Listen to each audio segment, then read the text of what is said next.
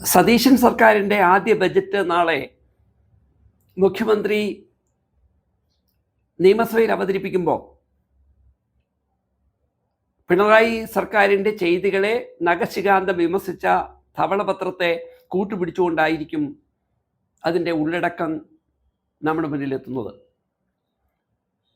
പിണറായി സർക്കാരിൻ്റെ 10 വർഷക്കാലത്തിൻ്റെ അവസാന ബജറ്റിൽ സംസ്ഥാനത്തിൻ്റെ വിവിധ മേഖലകളിൽ അവർ ഉണ്ടാക്കിയ ഉണർവിനെ സൂചിപ്പിക്കുന്ന പല ഘടകങ്ങളെയും ഉൾപ്പെടുത്തിയായിരുന്നു ബജറ്റെങ്കിൽ സതീശൻ മുഖ്യമന്ത്രി എന്ന നിലയിൽ നിന്നുകൊണ്ട് ധനകാര്യമന്ത്രിയെ അവതരിപ്പിക്കുന്ന ബജറ്റിൽ ഒരുപക്ഷെ കഴിഞ്ഞ 10 വർഷക്കാലത്തെ വിമർശനത്തിനപ്പുറം തങ്ങൾ വ്യത്യസ്തമായി എന്തൊക്കെയാണ് ഈ വർഷം മുതൽ ചെയ്യാൻ പോകുന്നത് എന്നതിൻ്റെ സൂചനകൾ അദ്ദേഹം നമുക്ക് നൽകും.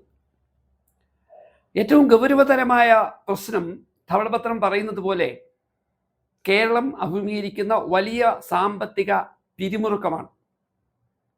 സംസ്ഥാനത്തിൻ്റെ മൊത്തം കടത്തെ പറ്റിയുള്ള ചില സൂചനകൾ ധവളപത്രം പറയുമ്പോൾ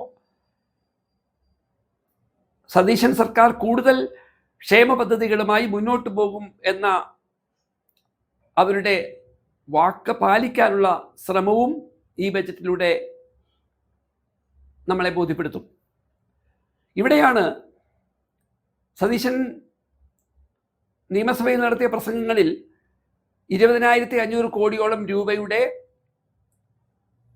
കേന്ദ്ര സർക്കാരിൽ നിന്ന് കിട്ടാൻ സാധ്യതയില്ലാത്ത തുക മുൻനിർത്തിയായിരുന്നു പിണറായി സർക്കാർ ബജറ്റ് അവതരിപ്പിച്ചതെന്നും എന്നാൽ ഞങ്ങൾ പുതിയ ക്ഷേമ പദ്ധതികളുമായി മുന്നോട്ട് പോകുമ്പോൾ അതിനാവശ്യമായ പണം കണ്ടെത്താൻ മടിക്കില്ല എന്നും പറയുമ്പോൾ എങ്ങനെയായിരിക്കാം ഈ ബജറ്റ് സതീശൻ സർക്കാരിൻ്റെ തന്നെ ആഗ്രഹങ്ങളെ സഫലീകരിക്കാൻ ശ്രമിക്കുന്നതെന്നാണ് ഏവരും ഉറ്റുനോക്കുന്നത്.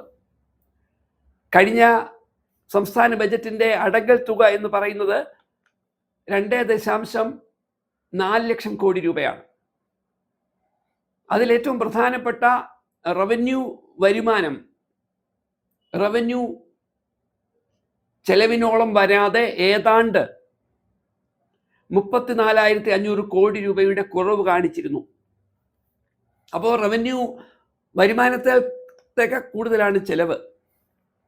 ഇനിയും പശ്ചാത്തല വികസനത്തിന് വേണ്ടി ചെറിയ തുക മാത്രമാണ് സംസ്ഥാനം മാറ്റിവെക്കുന്നതെന്ന് ധവളപത്രം പറയുന്നു. അത് ആവർത്തിച്ച് മുഖ്യമന്ത്രി വ്യക്തമാക്കുകയും ചെയ്തിട്ടുണ്ട്. സംസ്ഥാനം കൂടുതൽ കടമെടുക്കുന്ന ശീലം ശക്തമായി തുടരുന്നു എന്ന സൂചന ശ്രീ കെ.എൻ. ബാലഗോപാലിന്റെ അവസാന ബജറ്റിൽ വ്യക്തമാക്കുമ്പോൾ പുതിയ ഉത്തരവാദിത്തങ്ങൾ കൂടി ഏറ്റെടുക്കുന്ന സതീശൻ സർക്കാർ ഈ പണം എവിടെ നിന്ന് കണ്ടെത്തും എന്നതാണ് ഏറ്റവും വലിയ പ്രതിസന്ധി.